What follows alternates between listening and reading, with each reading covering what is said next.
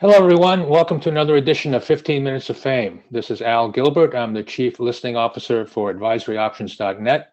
We're a service that provides help in helping people find new jobs, businesses find new customers, and sales presenters. We help them create sales presentations that people will actually want to listen to.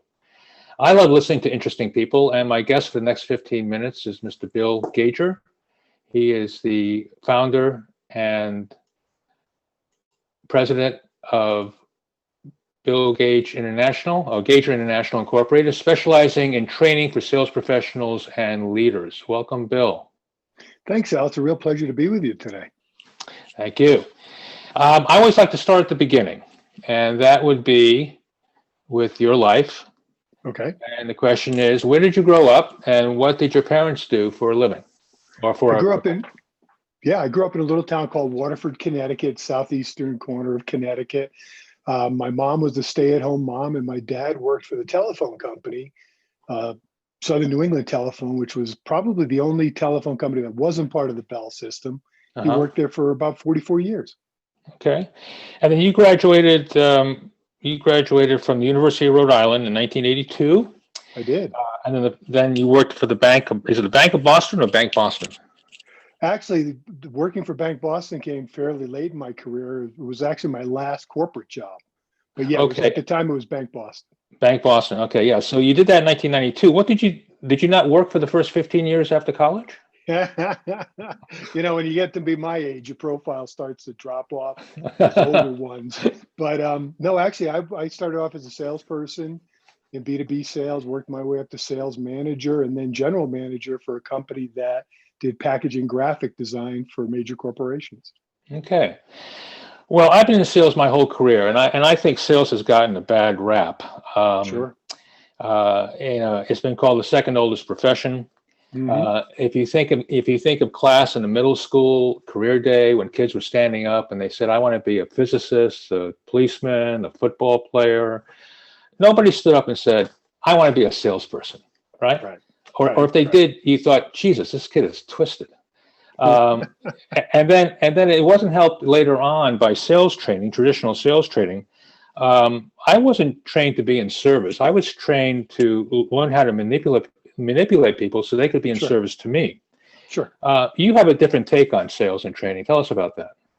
Yeah, I agree with you 100%. Sales is one of those things where it's gotten a bad rap, but yet it's probably, from an economic standpoint, probably the most important career there is because as the old saying goes, nothing happens in business until somebody sells something.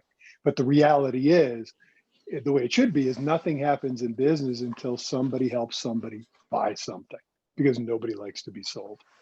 Nobody likes to be sold. Yeah, that's one of my cliches.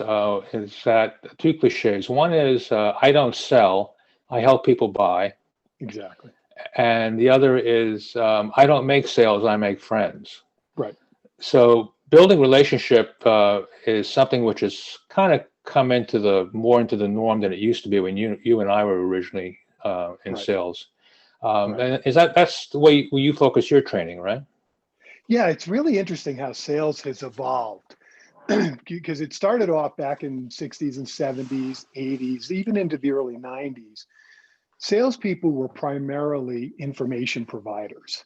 They were the way prospects and potential customers found out what they needed to find out about a product or service before making a buying decision. With the advent of the internet, their information became available much more readily. So salespeople had to transition into being problem solvers. And now, with everything that's changed since March of this year, I'm finding that even more important than being a problem solver, salespeople need to be leaders in leading prospects and customers to make the right decisions for their success in today's world, which is very different than the world was even back in February of this year. Yeah, I agree. I think there's a whole new definition to the workplace, which we may have time to talk about, and I think there's a new definition in sales. Sure. Um, yeah, traditionally salespeople were I call them brochure parrots, uh, Exactly. and now they really need to be subject matter experts in whatever they're representing. And I think people are really looking for that kind of difference. The pressure about sales, of course, is financial. When I was selling traditionally, my sense of urgency in closing the sale was not the customer's sense of urgency in making a decision. So that often got in the way emotionally. And that is sort of driven by the sales quota. Right. Now, I was unfortunately in an industry where the sales quota was driven by the month. So other industries are driven by the quarter, which makes it a little bit easier. But is there another matrix that can that can work other than just a pure sales quota? Well, it's interesting because sales quotas are a necessary evil, right? Because if you're not focused on the results, or at least have some level of focus on the results, it's much more difficult to hit them. But it's one of those areas where I found over the last 20 years helping sales professionals and leaders is the best way to hit your quota is not to focus on hitting your quota. It's about doing the things that will enable you to connect with your prospects and customers, create, awaken need, awaken urgency, and get that prospect or customer to realize why they want to buy into this and act now. And by the way, that's become exponentially more difficult post March 2020 when everything shut down, because it's changed the buying psychology significantly in my experience. How has it changed? I mean, as you're obviously still looking for customers and speaking engagements and training engagements. So what have you noticed in the change? The biggest change is because everything got so shaken up, people are much, one of the things about human nature is we resist change. We resist change, even change that we want to make. And one of the byproducts of having your world completely thrown into an upheaval, which we've all gone through, even though we may be somewhat getting used to it, the after effects are lasting of that upheaval. And what happens is, due to a lot of people viewing the future with uncertainty, they're much more resistant to making changes. One, because they're not sure what's the right change to make, because they're not sure what the future is going to hold, which kind of dovetails back to what I was saying earlier about the need for salespeople to step up and be leaders. And when I talk about leaders, I'm talking about leadership as the ability to guide others to make positive changes that will lead to their success. My experience is in sales again is people are not so much afraid to make a decision as they are afraid to make a mistake. Mm-hmm. Like no one ever got fired for choosing IBM. Right. So do you think that's still the case now? Is with the future being uncertain, and hopefully politically we'll have a little more clarity in a couple of days. But let's hope. But again, people need to make decisions, and they don't want to make mistakes. Well, and I agree with you 100%. The risk aversion really came to a head through the 80s and through the 90s, actually, with solution-based selling, believe it or not.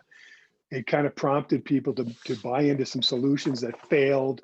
They were held accountable for those failures. And so a lot of corporate buyers are looking to kind of disperse that risk across committees, and they're much more risk averse. And while, you said nobody ever got fired for hiring IBM, I think more now than ever before, people are even resistant to hiring IBM because they're not sure of what the future holds. But the reality is, in times of uncertainty like this, making good changes are more important than ever before. And we as salespeople need to step up and help our prospects, customers, and clients through this challenging time to make good decisions for their future. Yeah, I agree with you. I'm a big believer in storytelling as part of the sales process. I think you are too. Absolutely. People's neurons react to a story often the same way as they were originally part of the story.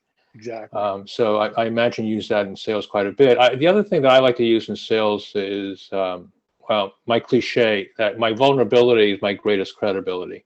Sure. That if I'm willing to tell a story in sales that how the product affected me or affected my family. I'm in travel, so I would often open a presentation sort of paraphrasing a Delta airline sales slogan. And I would say, hey, look, I hate to fly and it shows. I get it. So I'm talking to you as the customer. I know Sure. what your pain points are and stuff like that. I think that's still an effective way to communicate, don't you? It is. And what a lot of people don't realize is you're always telling a story in every single communication, written, verbal, visual, whatever, you're Hmm. telling a story.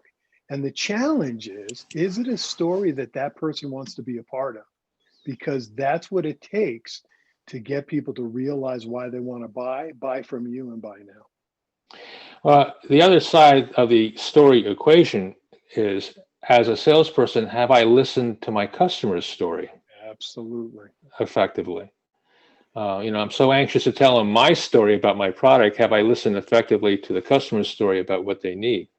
Exactly. Because the key is you've got to listen and a lot of people talk discovery, discovery, discovery.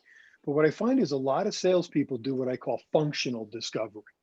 They look to see if certain situations or circumstances exist that their product fits. What we need to do is discover more deeply how that prospect, customer, or client kind of frames their reality. What's the story they tell themselves about their world and what they want to achieve? And then our story needs to go in and map into their story to make the emotional connection necessary to be successful. Hmm. So what would you say to the salesperson who says, "Hey, Bill, that's great advice. To listen to the customer, get to know their story, but I'm on a monthly quota. I don't have time to go to listen to their stories." Well, the reality is you don't have time not to, You don't have because to. otherwise, what you're doing is you're simply throwing spaghetti against the wall and hoping something sticks. And part of the challenge is prospects and customers' tolerance for your sales pitch or your sales story that doesn't directly connect with what matters to them. Their tolerance for that is even less now than it's ever been since I've been in sales. No, I agree. I agree. And going back to the point about building sales by building relationships, I think, and I've done this myself. Sometimes I've spent the wrong amount of time pursuing the wrong customer Sure. versus building the right relationship, which takes time. And again, it's a pressure of the sales quota. There's a wonderful book called Designing Your Life by Bill Burnett and Dave Evans, Okay. which I recommend. They talk about, don't worry about finding the perfect job. Find the job that you can make perfect. Mhm. Can that be done as a salesperson rather than? Absolutely. A lot of salespeople are geared towards only being able to sell to customers who are somewhat ready to buy. And the reality is, if you look across industries, if you look across target markets, anywhere from 10% or fewer of your potential customers are in that ready to buy mode. But Yeah. within the other 90%, there's a tremendous amount of potential if you only know how to unlock that potential. And to be honest with you, I would rather work with a prospect who isn't already in the active buying process, because a lot of times, if they are, I have to undo mistakes they've made in terms of their perceptions of what they think they need. I'd much rather catch somebody early on and help them realize what they truly need and then find the right solution for it. I agree entirely. And going back to the matrix question again, what do you say to the sales manager who says, "What have you closed lately?" Well, that's a great history lesson, and it puts the focus on what's already happened. And the reality is you can't do anything about it. So what I find when I work with leaders, sales leaders especially, is rather than focusing on the sale, I have them focus on what are the critical behaviors and milestones that your salespeople need to achieve hourly, daily, weekly, monthly, depending on your sales cycle, to make those numbers a reality. And I use the analogy of how effective would a basketball coach be if they're standing the entire time at the game, staring at the scoreboard going, hey, we need more points, we need more points. A good basketball coach uses the scoreboard as a reference, but he or she puts their attention on making sure their players do what's necessary to put the points on the board. And that's what I try and do with the sales leaders I work with, is focus on the behaviors, because if your salespeople are doing the right behaviors, using the right approaches and techniques, the points are going to come. I agree. Boy, I wish you had been training my sales managers when I was working. Well, it's not the sales manager's fault, because it rolls downhill, right?